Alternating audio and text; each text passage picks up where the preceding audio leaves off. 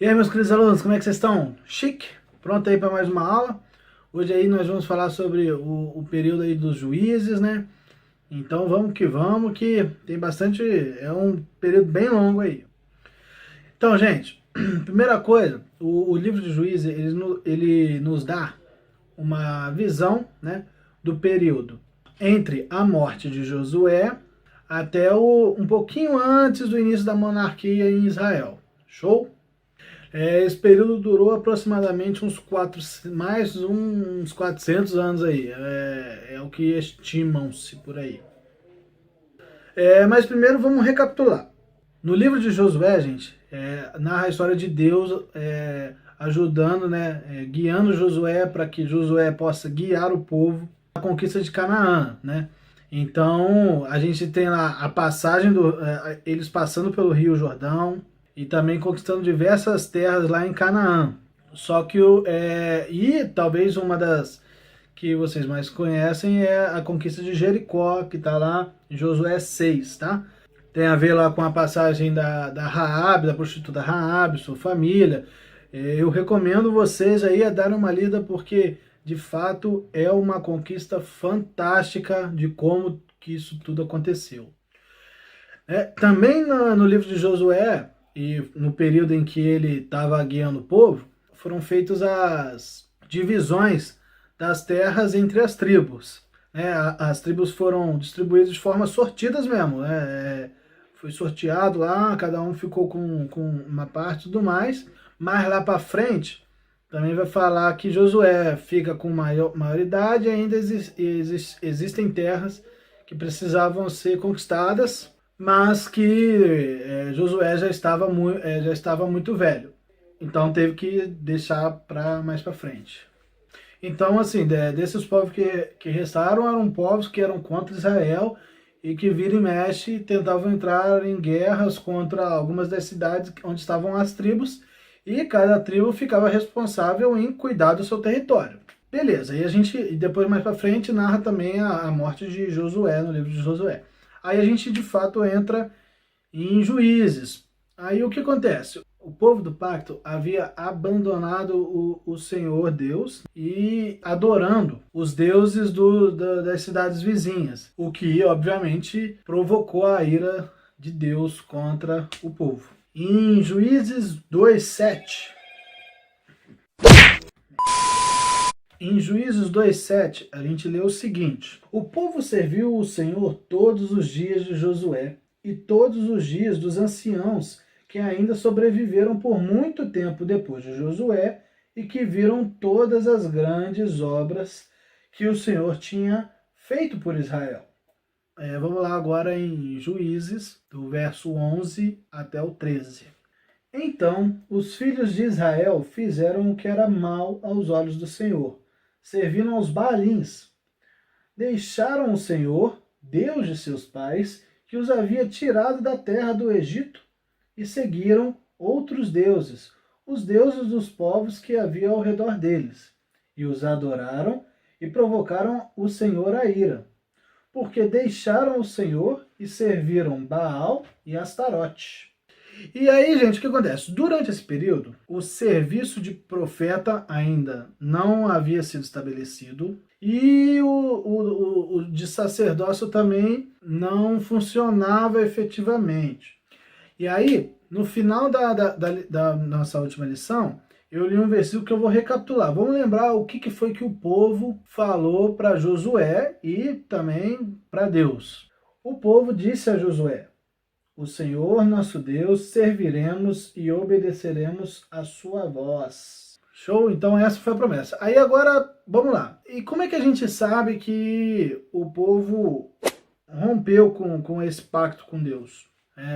Como é que a gente sabe que o povo falhou?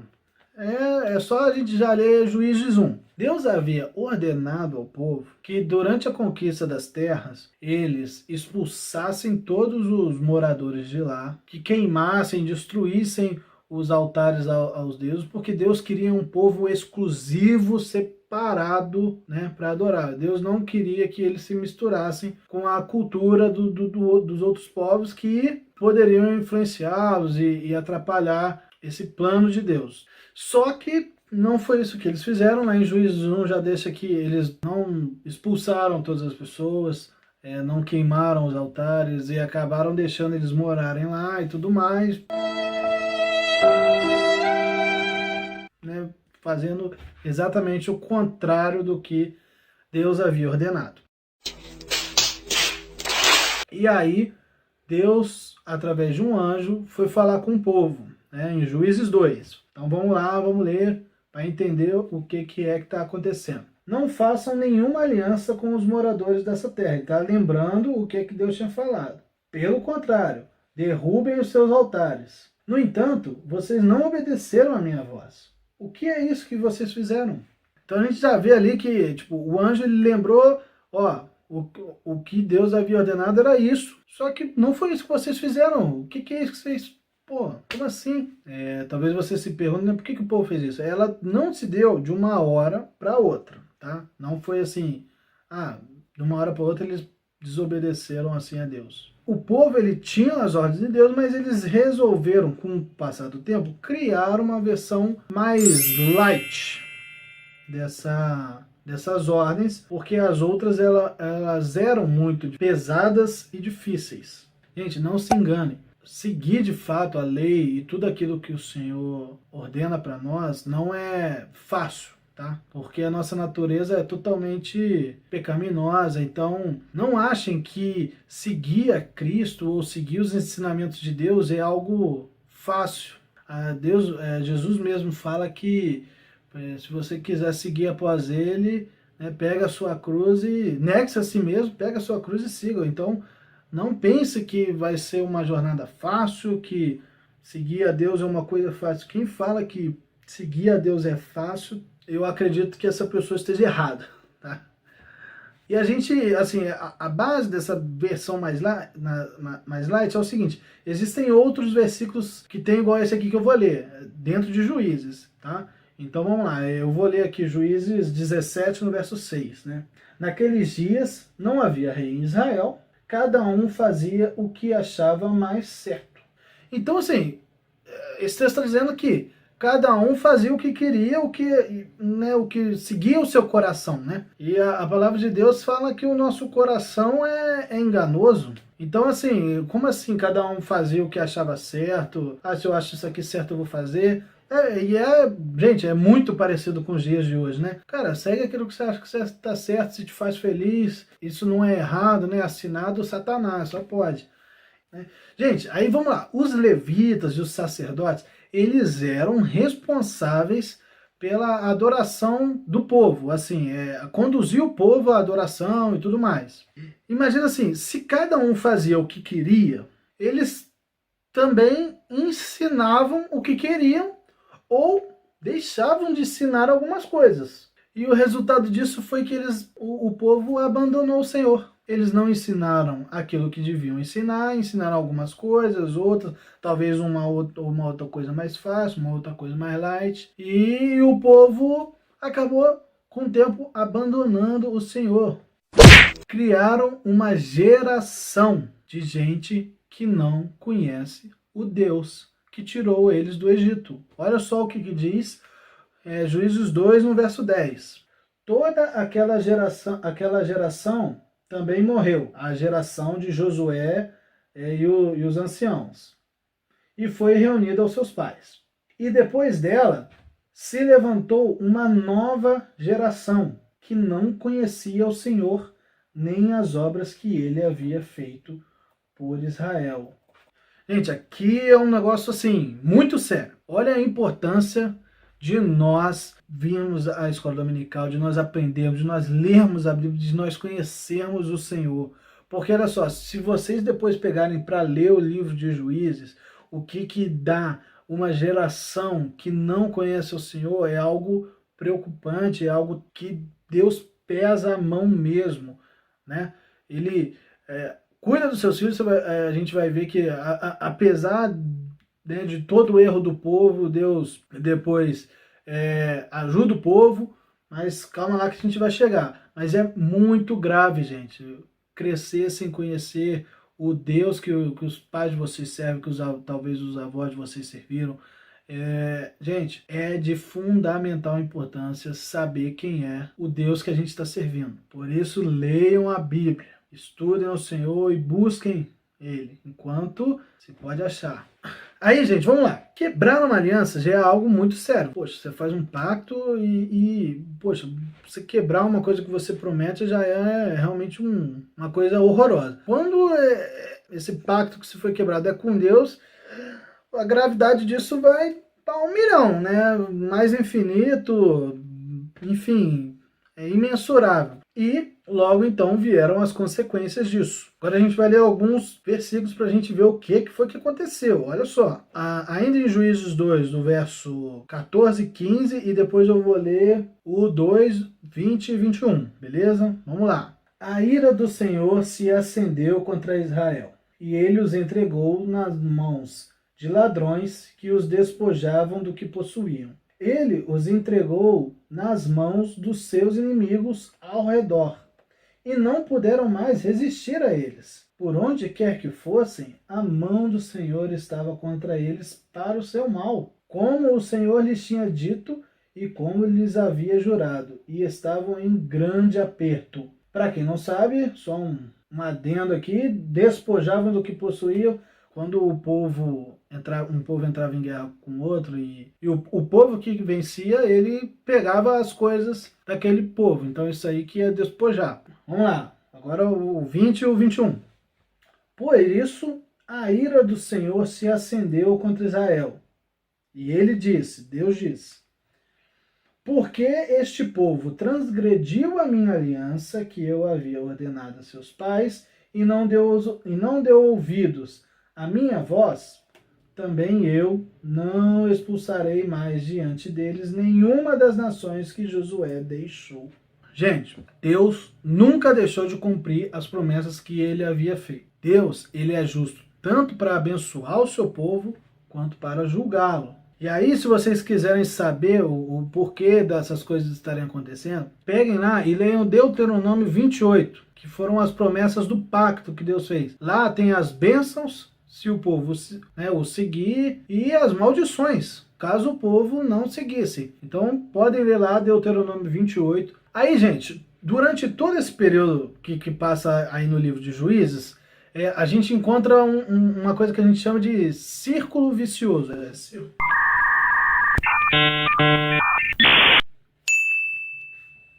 Ou seja, é uma série de acontecimentos ruins que se repetem e desencadeiam uma série de outros acontecimentos ruins, né? E por aí vai. E o ciclo é mais ou menos o seguinte: o povo primeiramente pecava, né? Juízes 3:7, Juízes 3:12, Juízes 4:1, Juízes 6:1, Juízes 10:6 e 13:1, a gente encontra a seguinte frase: fizeram o que era mal aos olhos do Senhor, né? E aí, gente, por causa disso, o Senhor castigava o povo, fazendo com que os povos ao redor conseguissem oprimir o povo de Israel. E aí o povo entrava em desespero e começava-se um clamor ao Senhor. E aí Deus ouvia esse clamor e ele enviava um líder, né? Que era o juiz, para que pudesse libertar o povo. Uma vez libertos, o povo tinha paz. Mas aí eles voltavam a pecar porque faziam o que era mal perante os olhos do Senhor. Tá, mas, Léo, quem foram os juízes? Como assim? O que é isso, juiz? Gente, os juízes foram pessoas levantadas por Deus que serviam durante um período de tempo. E esse juiz aqui não é aquele de, talvez, não sei se você pensou, né? Um juiz de toga lá no tribunal. Nem juiz de futebol, não é juiz de vôlei, não é nada desse tipo de juiz. Se você tá com esse tipo de juiz na cabeça, nada a ver.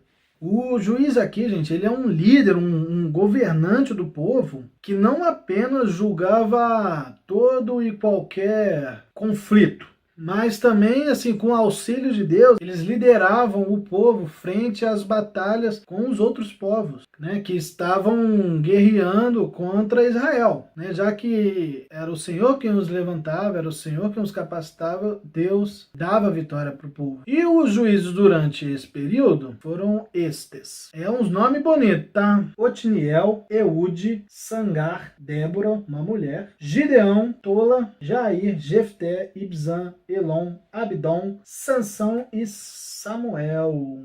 Gente, uma coisa muito importante de ressaltar aqui, todos esses juízes eram pecadores, eram pessoas iguais a mim e a você, só que foram pessoas que escolheram viver para o Senhor, e que apesar de toda a falha deles, Deus usou ele para coisas grandes, para coisas incríveis, para libertar o povo. Então vale a pena, sim, gente, tentarmos ser separados para Deus, dedicar a nossa vida por inteiro a Deus. E, gente, Deus não muda, tá? Da mesma forma que Deus agiu com Adão e Eva quando eles pecaram lá no Éden, ele também agiu com o povo que foi contra o pacto que eles haviam feito, né? E com isso ele teve que providenciar um libertador do povo. Então, gente, o resumão aí dessa história tá aí. Agora vamos ter continuidade com a Lara. Espero que vocês estejam entendendo. Um grande beijo aí pra vocês. Estou com saudade de vocês. Show! Gente, um beijo. Então, Lara, contigo. Ei, gente, chegamos então no período histórico dos juízes da Bíblia. E o Léo já começou contando aí pra gente como era a dinâmica lá naquele tempo do povo, enfim. Vocês sabiam que nós também tivemos uma juíza mulher? Pois é, a Débora. Vocês podem conferir essa história lá em Juízes 4 e 5. Bom, vamos então à lição de hoje. O título da lição é Não Siga Seu Coração e o subtítulo é Quando Fazemos as Coisas do Nosso Jeito. E a gente vai pegar alguns exemplos aqui de juízes e também de uma pessoa que viveu na época dos juízes, para mostrar que Deus cumpre o plano e as promessas dele independente da gente. Ele nos usa sim e ele cumpre usando as nossas características, como a gente vai ver aqui. E também a gente vai ver a consequência de quando a gente não deposita a nossa confiança nele e faz as coisas do nosso jeito.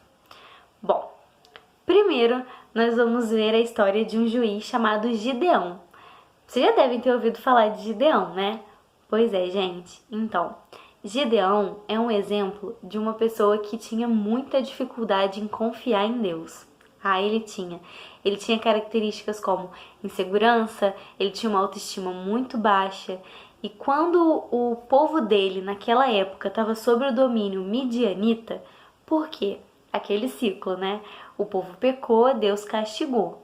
Eles levantaram um clamor e Deus avisou através de um profeta que iria libertar o povo. E quando um anjo chega para Gideão e fala que ele é o escolhido, a primeira coisa que Gideão faz é questionar Deus. Bom, mas eu não sei se Deus está comigo desse jeito aí que você está falando, porque se tivesse, nosso povo não estaria nessa situação. Será que não? Claro que estaria, gente. Ele não conseguia enxergar que aquilo ali era uma consequência dos erros do povo dele. Primeiro ponto. E como não colou, e o anjo ainda elogiou, falou que através, da coragem dele, falou você é um poderoso guerreiro, ele vai e começa a se menosprezar. Ele fala que ele é da pior tribo, ele era da tribo de Manassés e achava a pior tribo. Falou da família dele, da minha família eu sou o menor. Assim, eu sou o pior dos piores. E quando o anjo continuou falando que sim, seria ele ainda pediu uma prova, ele pediu um sinal para Deus. E manda o anjo esperar ali um pouquinho, achando que o anjo estava na disposição dele. E vai em casa, pega um pão sem fermento, uma carne, um caldo e leva pro anjo. E para provar que ele tá ali em nome de Deus, o anjo encosta o cajado naquelas coisas e elas pegam fogo. Aí sim Gideão acredita. Mas vocês acham que as provas acabam por aí? Gideão ainda tinha muito medo e muita dificuldade de confiar em Deus. Provas, né? Ele, quando Deus manda ele destruir os altares de Baal e Aserá, que eram deuses dos midianitas e tal, ele vai, mas ele vai de noite, porque ele estava com medo da própria família, até porque o povo acabava adorando, e a família dele, inclusive. E ele fica com medo, e ele vai com medo de noite. Outro ponto também da história de Gideão é que, mesmo sabendo que Deus estava no controle, ele pede mais provas. Sério, uma das pessoas que mais pediu prova para Deus na Bíblia inteira, porque eu nunca vi. Ele vai e combina com Deus que deixaria um pouco de lã do lado de fora, ali no sereno, no orvalho, e se no dia seguinte ele chegasse e o chão tivesse todo seco e só a lã molhada, ele acreditaria que Deus estava com ele. E claro, assim, Deus faz, o chão estava completamente seco e tinha tanta água na lã que deu para ele espremer e encher uma tigela com aquilo ali. Mais uma vez, ele não tá satisfeito e pede outra prova. Sério, ele pede outra prova. E dessa vez ele pede justamente o contrário. Ele pede para que ele vai deixar a lã de novo e ele pede para que quando ele chegue no dia seguinte, o chão esteja molhado do sereno, do orvalho, e a lã esteja seca. Assim Deus faz e ele se convence. Mas ainda assim, né, ele convoca milhares de homens para invadir lá o acampamento midianita. E Deus fala para ele, ó, tem muita gente aí, pode diminuir. Então, o critério que Deus estabelece é, ó, fala para todo mundo, se tiver com medo, vai embora. E assim, vão embora muita gente. Ainda tinha muita gente e Deus vai, né, fala para eles irem beber água e o critério seria que quem se abaixasse mais, agachasse para beber água, ficaria entre eles. Os que bebessem um pouco mais assim, eles iriam embora. E ficaram só 300 homens. Aí você imagina, Gideão já era medroso, já era inseguro, e invadir lá o acampamento midianita cheio de gente com 300 homens. Aí Deus, conhecendo o coração dele, vai e fala, olha Gideão, se você ainda tiver com medo, desce que você vai ouvir algo que vai te encorajar. Ele chama um servo dele, eles descem e ele escuta, né, de dentro de uma tenda, um midianita falando que teve um sonho, né, que um pão de cevada estava rolando sobre o acampamento e bate tão forte numa tenda que a derruba. E que isso só poderia significar a espada de Gideão. Então ele fica mais confiante e eles vão. Mas ele conquista essa terra, não conquista a terra de... Ele consegue libertar o povo. Ele consegue libertar o povo de uma forma diferente, com trombetas. Quem mais aí conseguiu conquistar terras com trombetas, hein? Exatamente, Josué e a história lá da Raabe e tal. E a de Gideão também tem trombetas. E o que acontece é o seguinte, quando eles tocam a trombeta, Deus faz os próprios midianitas guerrearem entre si. Pois é, essa foi a maneira que Deus libertou o povo através de Gideão. Claro que alguns conseguiram fugir, mas eles foram atrás, enfim, ficou tudo bem. Então, Deus usou Gideão, mesmo com medo, era uma questão de confiança. Agora, vamos para outra história. Vamos ver se vocês acertam quem é. Super vingativo, estressadinho, desobediente pra caramba, quem é? Vamos ver se vocês acertam agora. Ele era uma pessoa com uma força surreal e que não podia cortar o cabelo.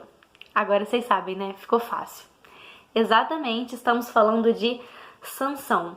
Gente, a personalidade de Sansão não era nada fácil. Todos nós sabemos já, né? Conhecemos bastante essa história. Ah, e esqueci de falar. A história de Gideão tá em Juízes 6, 7 e 8, tá? E a de Sansão tá em Juízes do 13 ao 16. Deixa eu conferir. Isso mesmo, do 13 ao 16. E ele respeitava, né, o voto do Nazireu. Respeitava, deveria.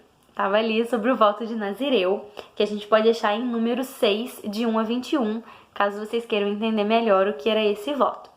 Mas simplificando, Sansão não podia fazer algumas coisas, e algumas delas eram cortar o cabelo, beber vinho e chegar perto de cadáver. E Sansão fez questão de quebrar regra por regra. Sério, Sansão era terrível. Nós conhecemos a história dele, a maioria conhece, e sabe que ele fazia o que dava na telha. Ele quis casar com uma filisteia, porque no período em que Sansão foi juiz, eles estavam sob o domínio filisteu. Gideão era dos midianitas e Sansão dos filisteus. Ele casa com uma filisteia, mesmo sabendo que não era para fazer isso. Ele mata um leão, na Bíblia fala, ele mata um leão, rasga como se fosse um cordeiro. Vocês acham fácil rasgar um cordeiro? Eu não acho não, mas era padrão Sansão, né? Como a força dele era surreal, ok. E ele mata um leão, num outro momento ele chega perto lá de novo do cadáver, tem uma colmeia de abelhas dentro do leão e ele ainda come o mel, gente, ainda leva para os pais dele. Ele era terrível, ele bebia vinho, não tava nem aí e, bom, ele arrumava muita confusão com os filisteus. Esse casamento dele deu ruim, é claro. Ele foi fazer um que é o que é lá, que deixou todo mundo doido, todo mundo bravo. Tinha a ver com o mel que ele comeu do leão, mas ninguém sabia que ele tinha comido o mel do leão. Enfim, né? Eu sei que isso deu uma baita de uma confusão. E, para começar, ele acaba matando 30 homens para pegar as roupas de festas dele, porque ele tinha apostado com os filisteus e eles pressionaram a mulher de Sansão, que ele acabou contando para ela a resposta do que é o que é, enfim, por causa de um que é o que é, deu uma baita confusão. Depois acaba que, sério, ele queima plantações lá usando raposa, gente, dos filisteus. Os filisteus matam a esposa dele e a família.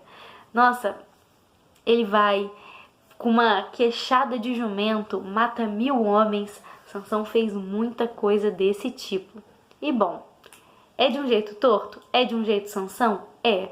Mas mesmo ele sendo desse jeito e super desobediente a Deus, Deus já estava cumprindo o que ele queria, né? Afinal, Deus queria que o povo fosse liberto do domínio filisteu. Estava usando Sansão, mas as escolhas desses caminhos tortos aí eram de Sansão, mas estava cumprindo a vontade de Deus.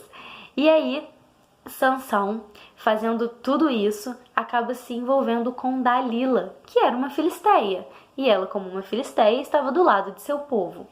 E começou a querer saber qual o segredo da força de Sansão. Pois é. E Sansão era meio, não sei, meio burro, né? Porque assim, tudo que ele falava para Dalila, que acabava com a força dele, ela fazia para testar. Ele estava contando, era com a sorte, né? Dando brecha aí, enfim. Aí o que acontecia? Ele falava assim, se você me amarrar com cordas novas, eu vou ficar fraco. Ela ia lá, amarrava ele com cordas novas. E falava, Sansão, os filisteus estão chegando. E aí ele, conseguia arrebentar como se fossem linhas.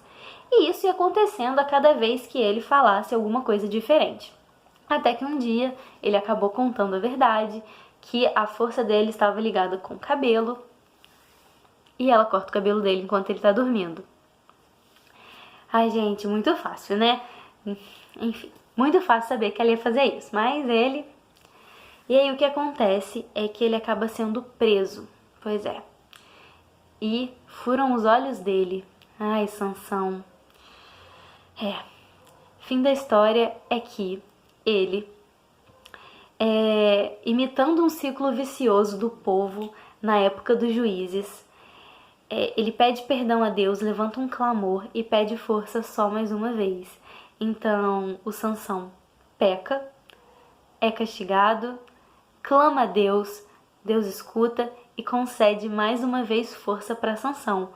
E quando ele tá lá num momento em que ele tá servindo de entretenimento para as pessoas, ele consegue, eles estavam tipo num templo assim de adoração dos deuses deles, e ele consegue segurar em 2 colunas que estavam sustentando aquela construção, arrebenta as colunas e ele mata muitos filisteus. Ele já vinha matando, né?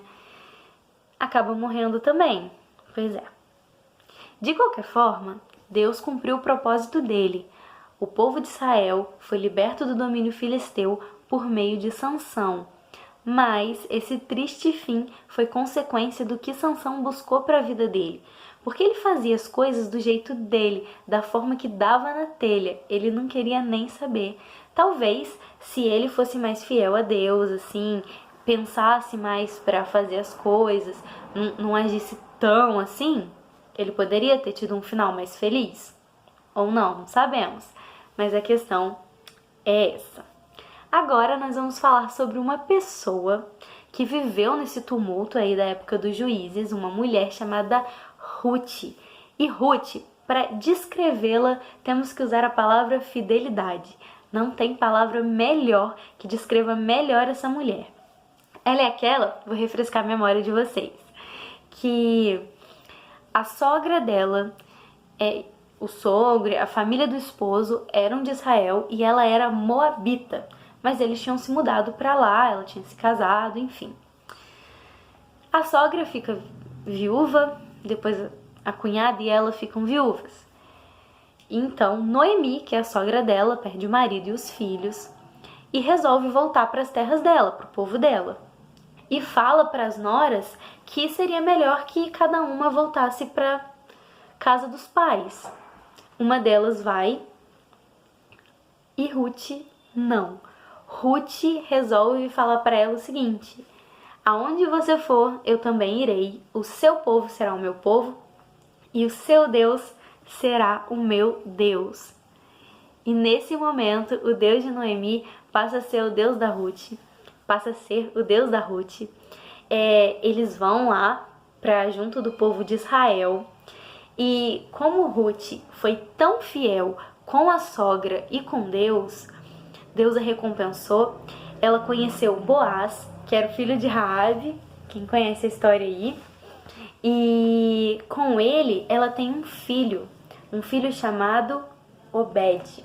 Então, Boaz e Ruth tiveram Obed. Obed foi pai de Jessé. E aí, Jessé foi pai de quem, galera? Isso mesmo, de Davi, do rei Davi. E Jesus era da descendência de quem, hein? Exatamente. Se vocês forem em Mateus 1, vocês vão ver a genealogia de Jesus, vão ver um monte de nome de homens e apenas 5 nomes de mulheres, que são Tamar, Raabe, Ruth, Betseba e Maria. Ou seja, gente, Ruth, mesmo sendo uma estrangeira, não era do povo de Israel, mas ela passou a ser porque adotou aquele povo, aqueles costumes, aquele Deus, não olhou para trás, se desvencilhou do seu passado e foi fiel com a sua sogra. Galera, esse é o final de uma pessoa, né? De quem coloca Deus no controle de sua vida. Porque nós estamos vendo aí com tudo que está acontecendo que a gente não está no controle de nada. Então, o ato mais sábio que podemos fazer é colocar Deus no controle das nossas vidas.